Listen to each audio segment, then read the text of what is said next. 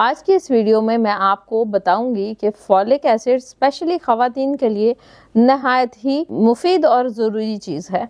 और किस उम्र में, तो आपके फॉलिक एसिड की रिक्वायरमेंट आपकी एडोलेसेंस एज से ही शुरू हो जाती है। अब आप अगर उसको नेचुरल फूड से लेते हैं तो आपके एग के अंदर, आपकी मीट प्रोडक्ट्स के अंदर, आपके ग्रीन लीफी वेजिटेबल्स के अंदर फॉलिक एसिड वाफिर मिकदार में मौजूद है। लेकिन हमारे कुछ कुकिंग प्रैक्टिसेस ऐसी हैं जिसकी वजह से फॉलिक एसिड, क्योंकि वाटर सॉल्युबल विटामिन होने की वजह से इसको ज़्यादा हीट करें तो इसकी मतलब ये डीनेचर हो जाता है, तो ये इसकी बायो अवेलेबिलिटी इफेक्ट हो जाती है। जो खवातीन या जो बच्चियां अनीमिया का शिकार हैं या जिनको आयरन डेफिशिएंसी अनीमिया है या पर्नीशियस अनीमिया है या सिकल सेल अनीमिया है, तो उनके लिए फॉलिक एसिड के सप्लीमेंट्स जो हैं वो बड़ी ज़रूरी हैं। और फॉलिक एसिड वो लेंगी तो उनको अनीमिया से बच सकती हैं। इसके साथ साथ अगर मैं देखूं तो प्रेगनेंसी के वक्त का जो टाइम है, प्रेगनेंसी में फॉलिक एसिड रिकमेंड किया जाता है, बल्कि शादी से पहले ही कहना शुरू कर दिया जाता है कि आप लोग फॉलिक एसिड ले लें। मैं तो ये रिकमेंड करूंगी कि 400 माइक्रोग्राम जो है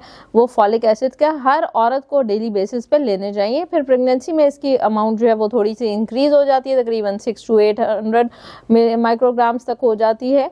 वो इसलिए कि न्यूरल ट्यूब डिफेक्ट्स के जो बच्चे हैं वो नहीं होते, और आपकी प्रेगनेंसी में अगर आप फॉलिक एसिड प्रॉपर अमाउंट में लेते हैं तो आपको ये न्यूरल ट्यूब डिफेक्ट्स और बहुत सारे प्रॉब्लम्स जो हैं वो होने खत्म हो जाएंगे, या आपका बच्चा जो है वो हेल्दी होगा। अगर मैं साउथ एशिया की बात करूं, जैसे कि पाकिस्तान, इंडिया, चाइना और श्रीलंका वगैरह, जितना भी साउथ एशिया है, इस रीजन की जो बच्चियां हैं या जो खवातीन हैं उसमें फॉलिक एसिड की डेफिशिएंसी जो है वो बहुत ज़्यादा है। और उसकी रीज़न ये है कि कुछ हमारी खवातीन को उतना डाइट का ना आइडिया है, ना इतना अच्छी फूड जो है वो दी नहीं जाती, और फिर बायो अवेलेबिलिटी, क्योंकि हमारी कुकिंग प्रैक्टिसेस, हमारे तड़के इस तरह के हैं कि वो आपकी बायो अवेलेबिलिटी जो है वो ख़त्म कर देते हैं। तो मैं हमेशा ये रिकमेंड करूँगी कि आपको फॉलिक एसिड का सप्लीमेंट जो है वो लेना बहुत ज़रूरी है, ताकि आपकी फॉलिक एसिड की, आपकी डाइटी फॉलिक एसिड की और आपकी फॉलिक एसिड की जो बायो अवेलेबिलिटी है वो हो जाए और आपको किसी भी किस्म की कमज़ोरी, वीकनेस ना हो।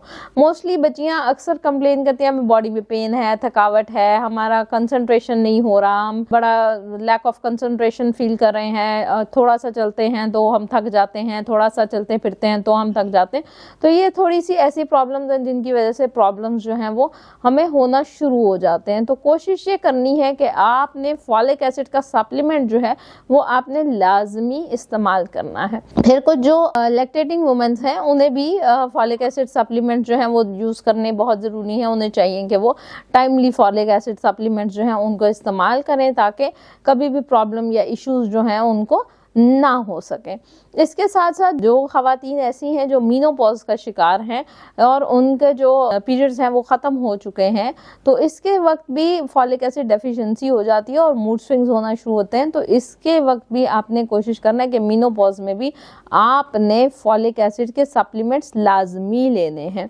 लैक्टेटिंग वुमेन्स क्योंकि बच्चों को फीड करवा रही हैं तो उन्हें भी चाहिए कि फॉलिक एसिड सप्लीमेंट्स जो हैं वो लें,